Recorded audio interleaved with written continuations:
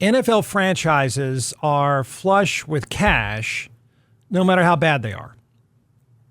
You've probably figured that out by now. That's because they have multi-billion, I believe it's in excess of $18 billion now, billion-dollar media and platform deals. The NFL is the year-round content king. It's making that kind of money because it justifies that kind of money. That's the viewership and the power of the NFL. Nothing can compare.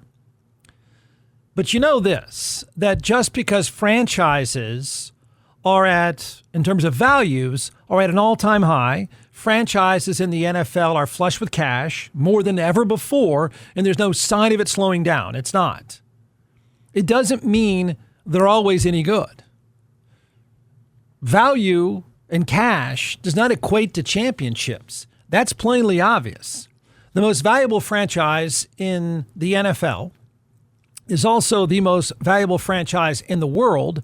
That would be your Dallas Cowboys. And your Dallas Cowboys, I don't have to remind you, haven't won anything of substance since the mid-90s. The Jets and the Giants, for example, are among the most valuable franchises in the NFL, and they're horribly run. They're a mess. They're a dumpster fire. You can count on certain franchises every year being terrible because they're just, no matter how much money everyone makes, and they don't have to put a single person in the stadium to make a lot of money.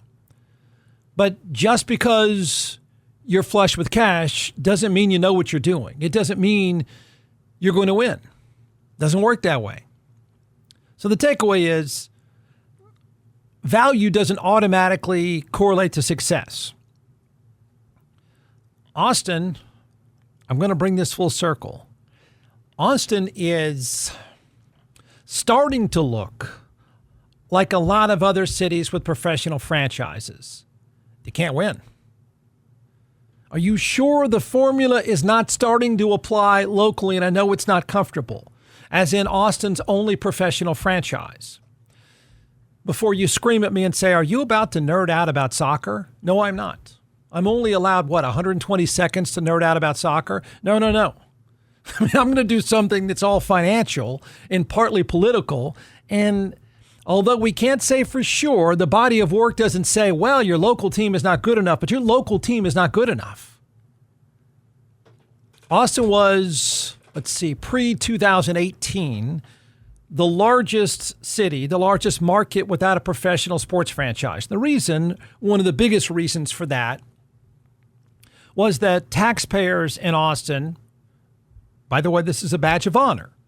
Okay, this is a good thing. Taxpayers should not be building stadiums for billionaires. That's a really dumb thing to do. That would be corporate welfare on steroids. The taxpayers of Austin are not going to build somebody a stadium. Not going to do it. And no need to do it. And was not even that much interest in having a professional franchise that you could talk the taxpayers into doing it. And that's a good thing. I think it's starting to catch on a little bit around the country. So that's one of the main reasons why Austin didn't have a professional franchise. It just, owners could shop around and find dumb enough taxpayers in more cities that would build them a stadium, and they're happy to do that. Any one of us would do the same, and that is reduce my risk, maximize yours. That's the way it's worked. Wasn't going to work that way in Austin. It changed in 2018 and 2021. Austin FC started playing. Major League Soccer desperately wanted Austin. The owner wanted out of Columbus to get into Austin, and you're about to understand why he desperately wanted that move. Why now? You're about to learn it numerically. Why, when the Buffalo Bills were shopping for a new stadium, they dropped the term Austin. Kansas City, when they got kicked to the curb by the smart taxpayers of that area saying, I'm not going to build you a stadium. Guess what city they dropped? Austin. You're now going to learn why. For good and bad reasons. So, Major League Soccer desperately wanted Austin. Any owner desperately wants Austin. So a franchise stayed in Columbus, and then Austin was granted an expansion franchise. Oddly enough, The franchise that's in Columbus is owned by the same goofball, incompetent owner that runs the Cleveland Browns. Well, guess what? They won a championship a year ago.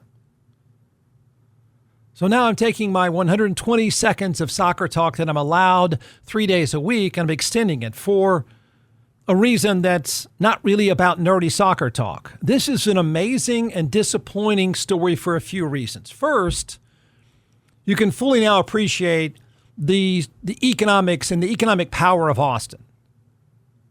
Okay? It's front and center. You should also be amazed at that and then disappointed. The list of the 30 most valuable soccer franchises in the world has been released. I said the world. The names are a who's who of legendary franchises, from the biggest leagues in the world. They've been around a long, long time. Now, the Cowboys are the biggest, certainly in the biggest media market, United States. They're the biggest brand. They're the most valuable franchise for a number of reasons. But on a world scale, it's hard to compare with the awareness of top soccer brands around the world. The Cowboys are usually listed as the most valuable franchise in the world. Several NFL teams are near the top. And the reason is this: fundamental economics of pro sports. Giant media deals, they're bigger than anyone else in the world for the NFL. And so what goes into creating the value of a professional franchise is pretty simple. The obvious revenue streams: media rights, okay, tickets, merchandise, stadium naming rights, food and beverage, parking, and stuff like that. Then you get into the issue of owning a stadium or not and what the stadiums are worth. I bring all this up because you can conclude and you can draw the correlations all you want. I bring this up because Forbes does these lists every year. They're pretty cool. They list the most valuable sports franchises in the world. They list the most valuable sports franchises in the United States. And there's a list of the most valuable soccer clubs in the world. Pay attention, Austin. Are you sure you're getting a bang for your buck? Okay, the Forbes list says this: Real Madrid is the first soccer club to surpass $1 billion in annual revenue. They make about $1.2 billion in revenue. The Dallas Cowboys are the only other sports franchise that makes more money than that in revenue alone. So you can scream and yell about the Cowboys' valuation of $10 or $11 billion, but they are spinning off that kind of cash. I mean, it's legitimate. Now, again, notice the correlation between value and winning or value and not winning. And you should probably start to scream. Pay close attention. Here is the list. Here, again, you don't have to be a soccer nerd to appreciate where this is going. I just want you to pay attention to some of the names. I want you to pay attention to the markets that are listed and then notice one of them. Real Madrid is one, Manchester United, kind of the New York Yankees of soccer. 2, Barcelona. 3, Liverpool, owned by an American. 4, Manchester City. 5, Bayern Munich. Paris Saint-Germain, Arsenal, Tottenham, blah, blah, blah, blah, blah. These are English clubs, Spanish clubs, German club, obviously, and one in Paris. I mean, the largest markets in the world. Okay? Then if you look at, wait a minute, several American soccer clubs made the list of the most valuable franchises in the world. It's pretty impressive. A lot of that has to do, again, same economics apply to soccer clubs in this country, whether you're a fan or not. Very smart deal that MLS, that's run pretty well, I have to say. Very smart deal MLS did with Apple TV. Apple TV turned around and did another smart thing and married itself to Lionel Messi, who has equity in all of that stuff. So the idea was, hey, we'll do this partnership. We'll put on all the games. We want to attach ourselves to the biggest stars because stars drive numbers, and it's worked out very, very well. And so the value of American professional franchises has gone up pretty dramatically in the biggest markets, except one. All right, Los Angeles has a team at number 15. It's worth $1.25 billion. Miami, 16th, $1.2 billion. Los Angeles Galaxy, $1 billion. Atlanta United, worth $975 million. New York City is another franchise worth $875 million. And then number 26 out of the 30 most valuable soccer franchises in the world is Austin. Not even one of the 10 biggest cities in the United States. It is already one of the most valuable soccer franchises in the world, worth more than $825 million. You don't have to be an MBA student to understand the dude who left Columbus to come to Austin, it wasn't worth $825 million. It is now. It is now. I mean, that is when you look at the list of cities around the world. If you just look at the cities of American franchises, New York, Los Angeles, Atlanta, and Austin. I don't know that there's a smaller, I think Seattle might be on the list too. I think Austin by far is the smallest city represented by far of the top 30 franchises in the world.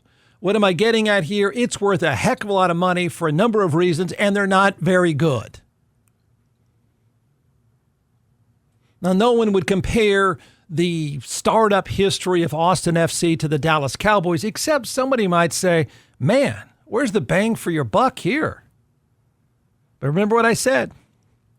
In a crazy way, value does not equate to success. Value does not correlate to winning. We're living it out. So Austin is not one of the biggest cities, not one of the 10. I'm not even sure where we even rank. It has a stadium that holds, 22 or 23,000. Okay? And it's on a list of the most valuable franchises in the world, 26th. With Los Angeles, New York, Atlanta, London, Paris, Munich, can I keep going?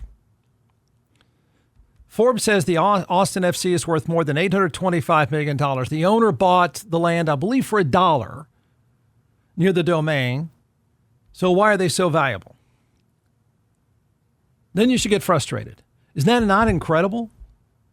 I mean,